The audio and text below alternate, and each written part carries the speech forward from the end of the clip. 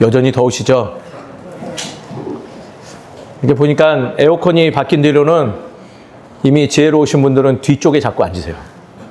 그쪽이 제일 시원한 걸 아시고. 다운 가운데서도 그래도 주께서 우리의 예배의 모습을, 사모하는 모습을 기뻐하실 줄 믿습니다. 동역하다. 다른 말로 바꾸면 동행하다라고 말씀드릴 수 있어요. 오늘 제목 마음에 와닿으신가요? 네? 벌써 와닿으신가요? 설교 마치겠습니다. 두 분만 와닿으신 건가요? 오늘은 사실 이 문구를 마음에 새기면 농담처럼 들리시겠지만 크게 설교할 내용이 없는 부분입니다. 왜냐하면 동역하다, 동행하다라는 것은 기독교 신앙에서 매우 중요한 단어임에도 불구하고 우리가 간과하고 있어서 공감하지 못하는 그러한 단어 중에 하나이기 때문이라는 것이죠. 사랑하는 성도님 여러분, 오늘은 설교를 듣는다라고 생각하기보다는 내가 동역하다, 동행하다라는 의미를 조금은 다른 의미로 받아들여야겠다라는 생각으로, 아니면 요 단어에 대해서 바르게 정리하겠다는 생각으로 임하시면 참 좋을 것 같습니다. 저는 2010년도에 만남을 하나 가졌습니다. 그 만남은 제 인생을 변화시켰죠. 어떤 만남일까요? 제 아내 조한일이를 만난 날입니다. 참 만남 날부터 아주 대단했습니다. 저희 아내 얼굴에는요, 불만이 가득했어요. 오늘 내가 왜 이 자리에 어머니한테 끌려 나와야 되는지 하는 불만에 가득했고, 제 표정도 정말 놀라웠죠. 당시 익산에서 사역하고 있었는데 주일에 마치고 기차를 타고, 버스를 타고 올라왔더니 그냥 다 지쳐서 만남이고 뭐고 아무것도 하기 싫었어요. 그래도 우여곡절 끝에, 그리고 양가 부모님들의 적극적인 도움에 결혼했습니다. 그럼 어떻게 해야 돼요? 어떻게 해야 될까요? 어떻게 해야 돼요? 네. 그렇죠. 행복하게 잘 살아야 됩니다. 그러나 현실은 녹록지 않았어요. 행복하지 않고 그날부터 열심히 싸웠습니다. 어쩜 이리도 나와 맞는 구석이 하나도 없는지 한의원을 갔더니 체질도 저랑 정반대였어요. 저에게 좋은 음식은 저희 아내에게 나쁜 음식이고, 저희 아내에게 나쁜 음식은 다 저에게 좋은 음식이 되는 그런 아이러니한 일이 벌어졌죠. 신혼을 원룸에서 시작했는데 정말 싸우고 도망갈 데가 없었어요. 그래서 원룸 중앙에 있는 침대 양옆에 싸우고 나면 서로 등을 돌리고 앉아 있었죠. 그리고 하루는 하나님께 기도했어요. 주여, 제가 대체 무슨 잘못을 했기에 많고 많은 여인들 중에 저 여인을 만나서 제가 이러고 살아야 됩니까? 놀라운 거는 그때 잠깐 저희 아내의 기도 소리도 들었는데 저와 그렇게 크게 다르지 않는 기도를 했던 것 같습니다. 그런데 어떤가요? 놀랍게도 그런 아내와 저는 이 낯선 땅에도 오게 되었고, 그리고 놀랍게도 교회를 세우는데 함께 하였습니다. 하나님의 거룩한 교회를 다른 사람이 아니라 제 아내와 또 절대 또 외면할 수 없는 두 아들과 함께 처음 예배를 시작함으로 교회를 세울 수 있었죠. 그날 깨달았습니다. 어떻게 보면 이 사람들은 내 아내요 가족이 아니라 하나님께서 내게 허락하신 목회의 동역자, 동행자가 아닌가라는 것을 놀랍게도 그날 깨달은 것 같았습니다. 제가 왜 이 말씀을 드릴까요? 우리는 일상에서 한번 생각을 찬찬히 해보면 하나님께서 인도하신 초월적인 만남이 늘 존재함을 깨닫습니다. 분명한 사실이죠. 그 하나 허투루 만날 수 있는 사람도 아니며 하나님의 은혜로 말미암아 인도되어진 거룩한 만남인 것이죠.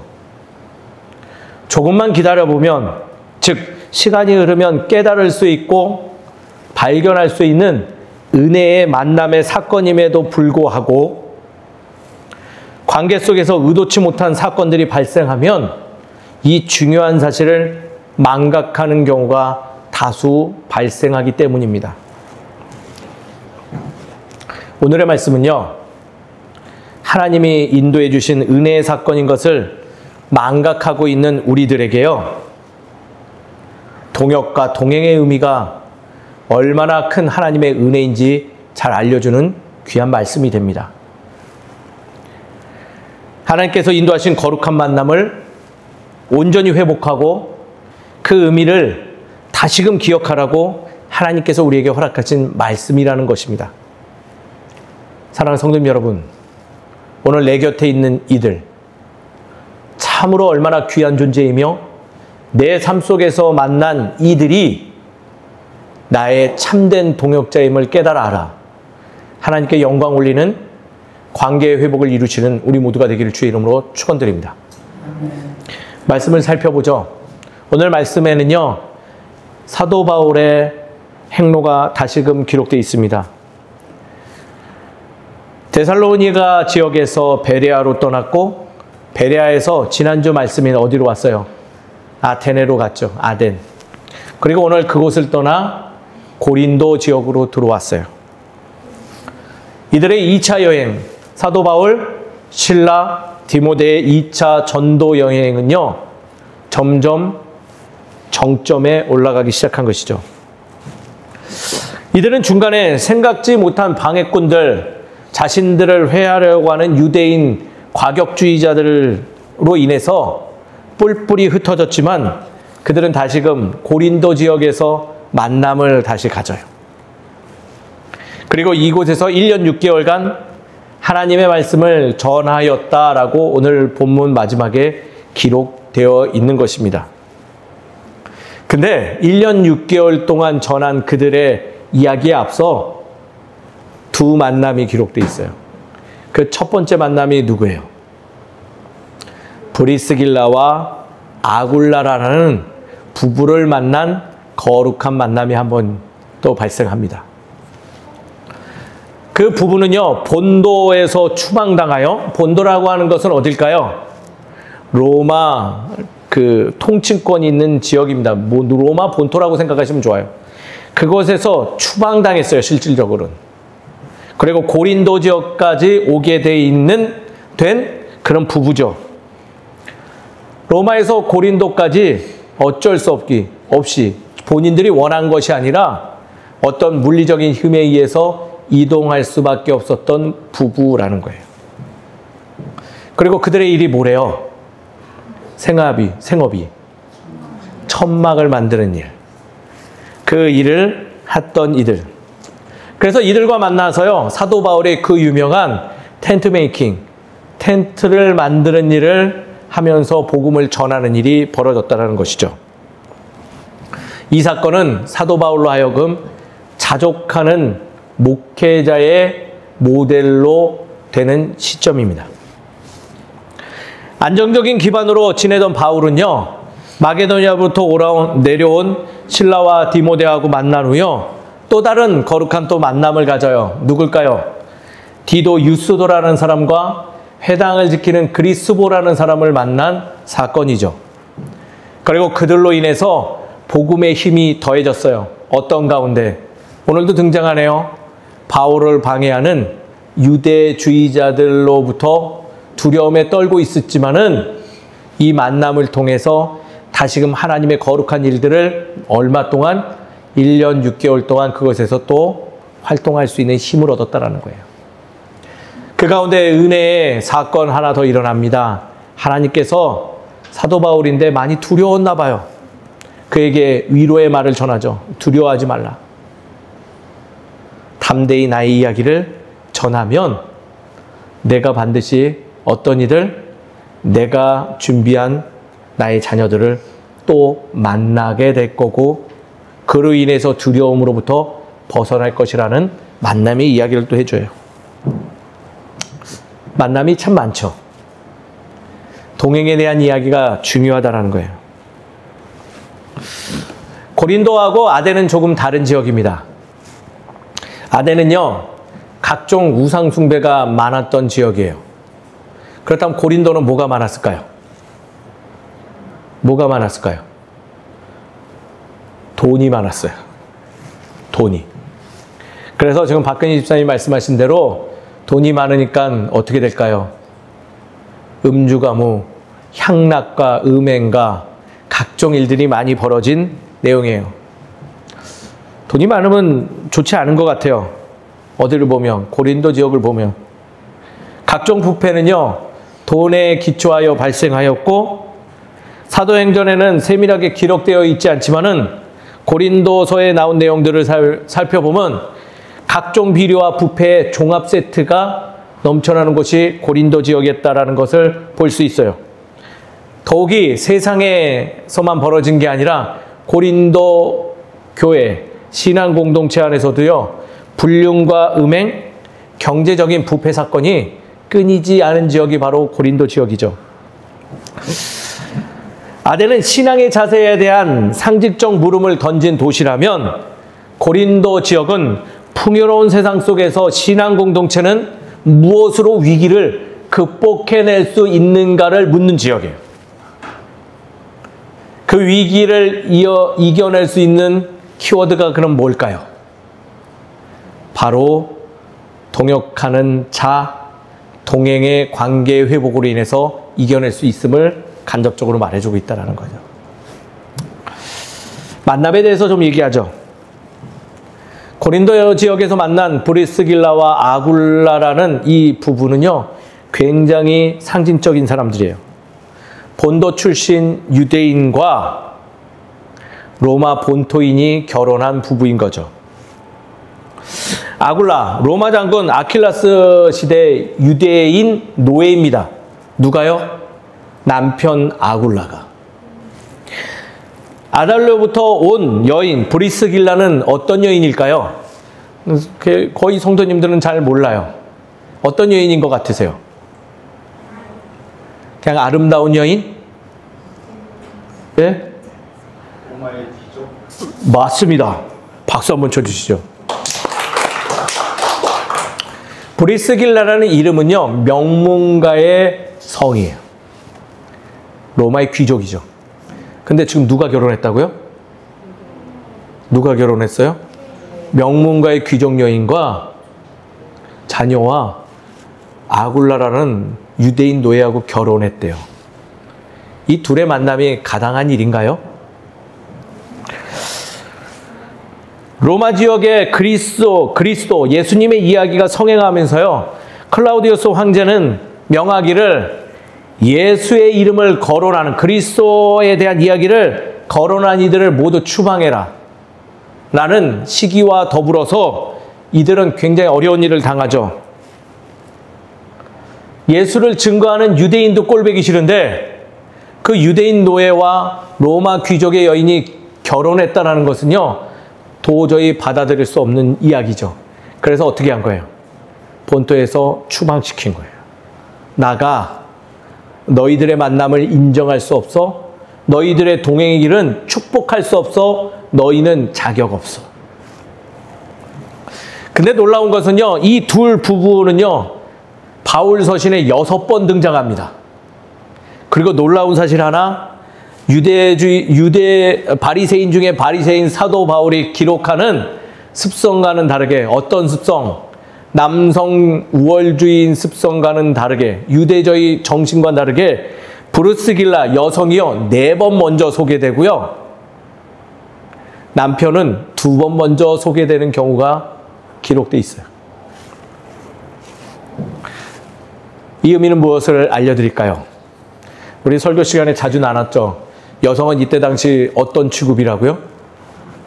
물건 취급인데 남편보다 이름이 먼저 거론되는 경우는요, 굉장히 특별하고 이례적인 내용이에요. 이로써 우리가 알 수 있는 것은 복음 안에서 남녀는 구분되지 않는다. 함께 협력하여 선을 이루는 것이 더 중요한 것이다라는 것을 사도들을 통해서 지금 우리에게 전해지는 거예요. 더 날 것으로 이야기하자면 복음 안에서, 주 안에서는요, 여성은 물건이 아니며 생명이며 시대의식을 초월하여 둘은 어떤 존재다? 세상은 인정하지 않아도 하나님 안에서 협력해서 선을 이루는 동역하는 존재, 동행하는 존재다라고 이야기하고 있다는 거예요. 본도에서 추방당한 그들 안에는요, 신분을 초월하고 서로가 서로로 생명으로 인정하며 사랑하는 사이로 나아간 그들은요, 자신과 또 어울릴 수 없는 사도 바울을 만나며 동일한 사랑을 나누는 거예요. 어떤 사랑? 자신들의 것을 내어서 일상을 서로 공유할 수 있는 동행자로 받아들인다라는 거죠. 여기서 동역이라는 게 굉장히 중요한 단어로 대두되는 거예요. 하나님의 나라를 확장함에 있어서요, 서로 다른 이들이 만나서 서로를 더 나은 존재로 인정하며, 그리고 그들이 나보다 더 나은 존재로 성장할 수 있도록 도우며 나아가는 것, 그것이 기독교 신앙에서 말하는 동역이고 동행이라는 거예요. 사랑하는 성도님 여러분, 함께 가는 교회가 이 아름다운 하나님께서 알려주시는 동행의 의미를 바로 새기고 서로를 향하여서 하나님의 사랑을 증거하는 주의 거룩한 자녀 되기를 주의 이름으로 축원드립니다. 그러나 우리가 알고 있는 동역의 의미는 좀 달라요. 서로를 향한 존중과 배려가 매우 부족한 경우가 사실 많죠. 내가 행한 만큼 그 대가가 돌아오지 않으면 빠르게 그 상대에게 실망해요. 안 그러신가요? 내가 기대한 수준까지 능력을 발휘하는 이가 아니라면 인정하지 않아요. 외적 요인들을 살피는 것에 급급하여 사실 그 사람에게 좀처럼 기회를 주지 않는 경우가 많죠. 인정한 사람이 아니면요, 그 사람의 의견과 생각을 품어주기보다는 외면하거나 침묵하거나 묵인해버리죠. 이 모든 자세가 신앙의 공동체 안에서 동역한다고 하지만은, 동행한다고 고백하지만은 정작 실제적으로 동역하지도 동행하지도 않는 모습이다라는 것이에요. 오늘 본문에 우리가 절대 닮고 싶지 않은 이들의 모습이 기록되어 있어요. 누굴까요? 바울을 괴롭히는 유대인들이죠. 이들의 모습이 우리의 모습과 그렇게 크게 달라 보이지가 않아요. 동역하여 서로에게 힘이 되어 주어야 할 유대인들, 사도 바울을 더욱더 적극적으로 도와야 함에도 불구하고 여전히 바울 일행의 외침에 무관심하는 모습 보이죠. 더 나아가 마치 지금을 살아가는 우리들처럼 하나님의 말씀을 적극적으로 묵살하고 네가 감히 여기에서 이것을 정해 하면서 위협하기도 하죠. 부끄러운 우리의 자화상 같아요. 반면 그럼에도 불구하고 또 다른 만남을 통해서 우리를 위로시켜요. 하나님을 경외하는 디도 유스도, 또 해당장 그리스보의 모습이 그러합니다. 그들 또한 어때요? 브리스길라와 아굴라처럼 받아들일 필요가 없는 이들. 해당장 안에는 누구의 이야기가 더 우선될까요? 유대인들의 이야기가 더 우선되겠죠. 그럼 유대인들, 지금 사도 바울을 괴롭히는 유대인들의 이야기가 그 안에서 파워가 있을까요? 없을까요? 있을 거예요. 그럼에도 불구하고 오늘 말씀을 보니 사도 바울과 실라와 디모데를 받아들여 함께 일상을 공유하더라라고 기록되어 있죠. 이게 동역하는 모습이래요. 말씀은 우리에게 증거해요. 동행하느냐? 이것이 바로 동행하는 거룩한 주의 자녀들의 모습이다라고. 하나님은 거기서 방점을 찍듯이 사도 바울에게 이야기해줘요. 침묵하지 말고 담대하게 주의 말을 증거하라. 이성 중에 함께할 백성이 많이 있음을 선포하라 라고 이야기해주고 있어요. 사랑하는 성도님 여러분, 이게 동역이래요. 이것이 동행이래요. 내가 인정하고 내게 익숙하고 내게 편한 사람들, 나에게 도움이 되는 이들과 함께 가는 것이 아니라 내 상황과 형편이 되지 않아도 하나님께서 그리 원하신다면 그들을 품고 돕고 그들과 더불어서 일상을 함께 걸어나가 주께로 나아가는 모습, 그것이 바로 동역하는 것, 동행하는 것이라고 우리에게 말씀은 증거하고 있어요. 사랑하는 성도님 여러분, 저와 동역해 주셔서 감사합니다.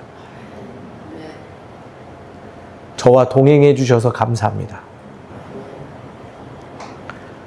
서로가 서로를 그러한 시선으로 바라봐 주셔서 감사합니다. 우리가 자랑해야 될 하나님의 은혜예요. 저는 이 모습이 우리가 살아가는 이 삶의 터전에서 넘쳐나기를 간절히 소망합니다. 그리하여 지금 저 뒤에 앉아있는 저 어린 세대들이 지금 이 사회에서 교회를 바라보는 그런 시선이 아니라 정말 바른 기독교의 신앙은 저 모습이구나라는 것을 알 수 있도록 동역하고 동행하는 우리 모두가 되기를 주의 이름으로 축원드립니다.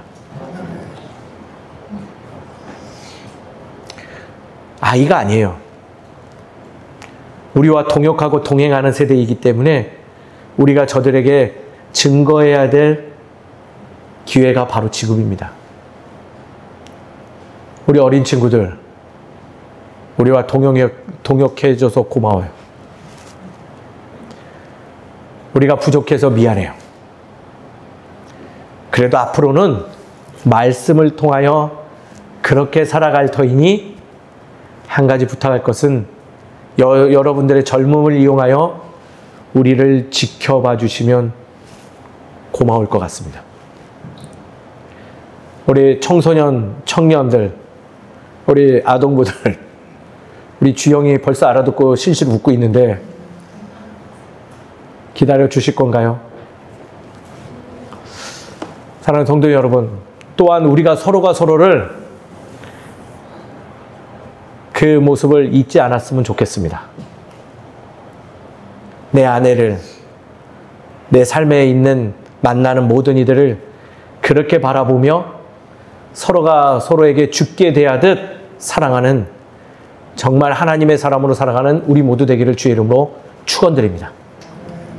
그렇다면 오늘의 말씀 적용만 살펴보고 마치죠. 여기까지는 알아듣겠는데 어떻게 하고 살아가야지 그게 될까요? 첫 번째 방법 따라하겠습니다. 일상을 돕겠다. 그 모습으로 살아가십시오. 낯선 곳에 당도한 부부가 후에 자신과 같은 어려움을 당할 수 있는 사도 바울을 보니 무엇했다고요?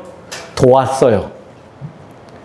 그가 정착할 수 있도록, 그가 일할 수 있도록 그냥 도왔어요. 조건 따져 물었나요? 나에게 무엇을 더했나 살펴봤나요? 아니에요. 보이니까 그냥 도왔어요. 우리 신앙에는요, 기독교 신앙에는요, 그냥 해야 될 걸 많아요. 그게 뭐예요? 묻지도 따지지도 않고 하나님이 나에게 베푸셨던 것처럼 나도 누군가를 도와야 된다는 거예요. 돕는 거 어렵지 않아요. 함께 일하고 함께 먹고 함께 살아가는 것, 그게 돕는 거래요. 어려울 때 전화할 수 있는 분 있으세요? 있으세요? 제가 부끄럽습니다. 목사가 그러라고 있는 존재인데 어려우면 전화하세요. 급한 일이 있을 때 달려가주는 존재가 되어야 될 줄 믿습니다. 제가 지난주에도 가고 싶었는데 지난주에는 김영철 집사님 가정을 뵙질 못해서 이사를 돕는 걸 돕지를 못했어요. 어저께는 제가 이번 주에는 전투적으로 문주윤 성도님 그 이삿짐 돕는 데를 가봤죠. 그러나 저는 정말 이사에 도움이 1도 안 되는 존재라는 걸 깨달았습니다. 근데 놀라운 사건이 하나 있었어요. 이삿짐 센터 사장님이 저에게 이런 말 하는 거예요. 나 이사하면서 목사가 일 도우러 오는 경우 처음 봤대요. 마음이 좀 아팠어요. 그분도 신앙인이었더라고요. 무언가 우리 신앙 공동체 안에 도울 일이 있는데 도우러 가는 사람들이 선별돼 있음을 그분의 이야기 속에서 발견했다는 거죠.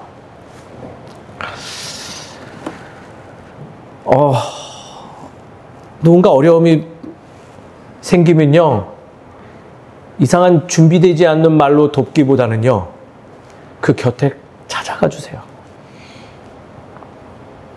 그 이전에 그 사람이 나에게 도움을 요청할 수 있는 존재로 살아가 보심이 어떠실까요? 없으면 저한테라도 하세요.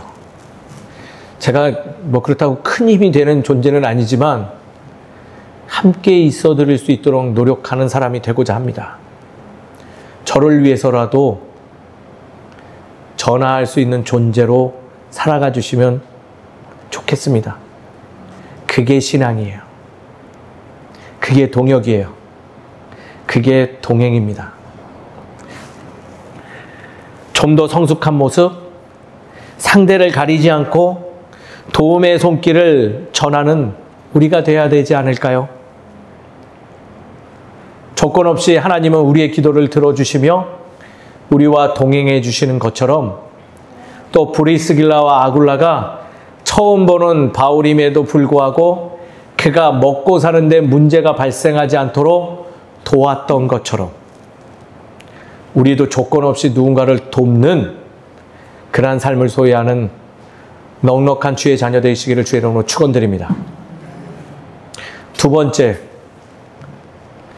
따라하겠습니다. 사람에 대한 존중과 배려. 존중하고 배려해 주십시오. 타인의 삶의 배경을 존중한다? 의미 있는 일이에요.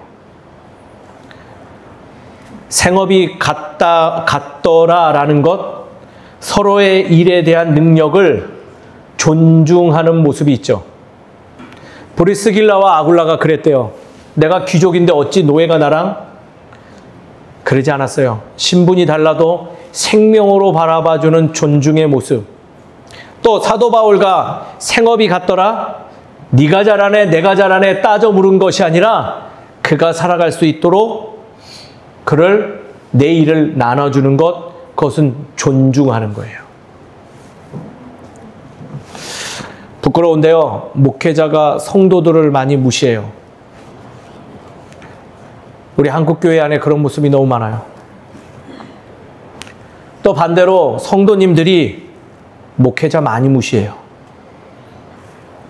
누가 잘났나 무슨 배틀하듯이 서로가 서로를 무시해요.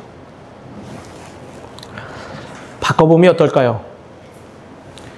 서로를 존중하고 인정하며 배려할 때 교회는 부흥합니다. 주의 나라는 확장돼요. 교회 안에서 신앙 공동체 안에서 누군가가 어리다고 놀리지 않아야 돼요. 어려도 함부로 반말하지 말아야죠. 네가 어딜 감히, 나이도 어린 게 우리 신앙 공동체 안에서 없어져야 될 문화죠. 과거를 따져 물으며 선발하지 말아야 돼요. 당신은 집사 자격 없어. 예전에 그랬잖아. 저랬잖아. 어디 장로를 하려고 그래? 아직 수준도 안 되는데?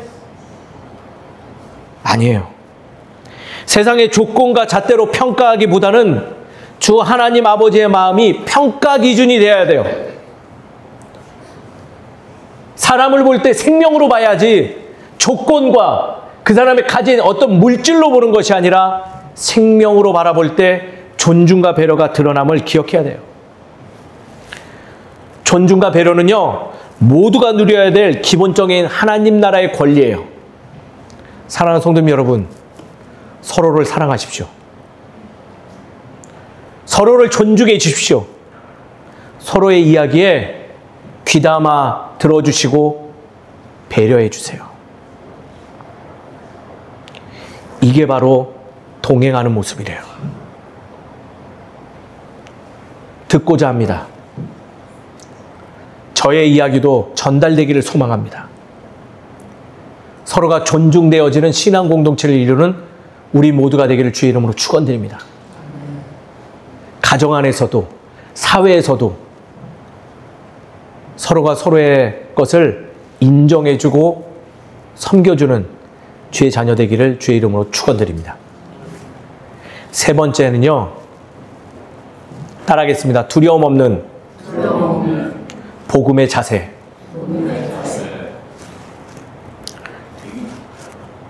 최고의 전도 방법이 뭘까요? 제가 금요일부터 계속 물어보고 있어요. 금요 모임 오신 분들은 대답하지 마세요. 최고의 전도 뭘까요? 한 분씩 제가 지목해 볼까요?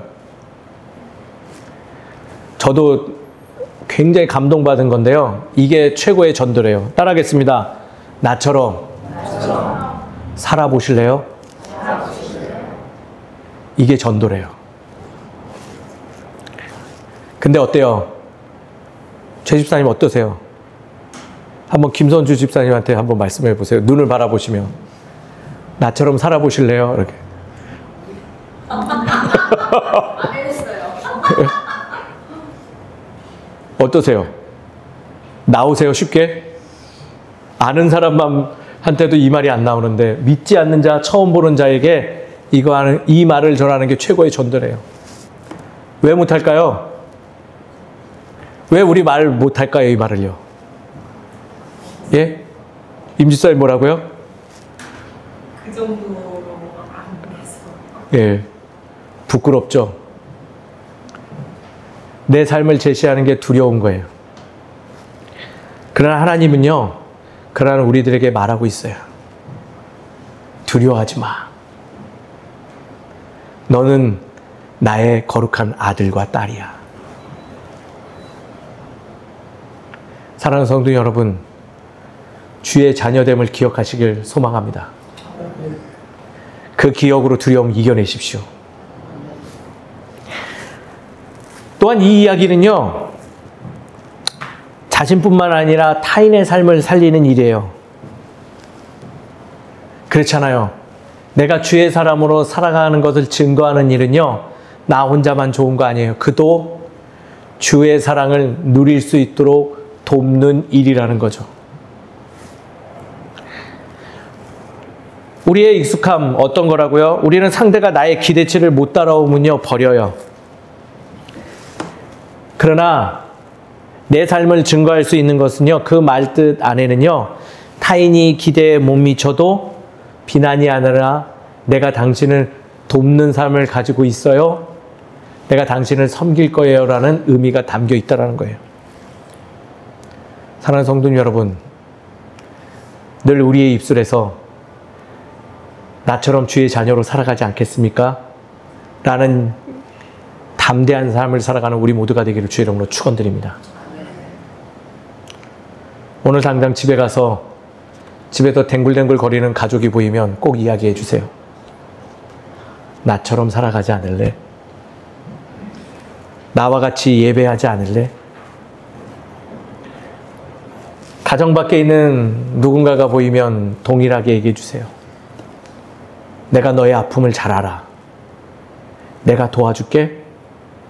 나처럼 살아가자. 저는 반드시 저희 교회 성도님들이 이러한 동행의 모습을 소유할 줄 믿습니다. 담대하십시오. 주께서 도우실 줄 믿습니다. 말씀을 정리하죠. 부패가 넘쳐나는 도시에서의 만남. 서로가 서로에게 선물이 되어지는 만남이 오늘 말씀에 기록되어져 있어요. 신앙 공동체 안의 부흥에는요, 이 선물이 놓여져 있습니다. 사랑하는 성도님 여러분, 동역하십시오. 동행하십시오. 하나님께서 우리에게 원하시는 귀한 요소됩니다. 함께 기도하시죠.